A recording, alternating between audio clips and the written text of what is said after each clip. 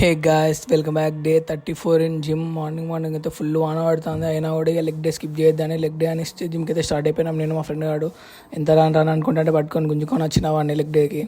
ఈ leg day అనగానే అందరూ స్కిప్ చేస్తారు. ఇలా మా జిమ్లో కూడా చాలా మంది స్కిప్ చేసి ఉండే, చాలా మంది అయితే రాలేదు జిమ్లకి. నేనైతే జిమ్లో వర్కౌట్ అయితే స్టార్ట్ చేసిన, లెగ్ వర్కౌట్.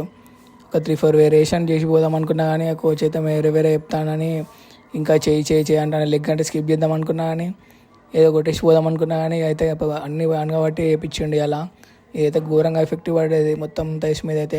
ఇది ఇట్లా అయిపోగానే ఇంకొక వేరియేషన్ చెప్పించండి మిషన్ తోటి. ఇది కూడా వేసిన మంచిగా, ఇది కూడా మొత్తం వర్కౌట్ అయింది.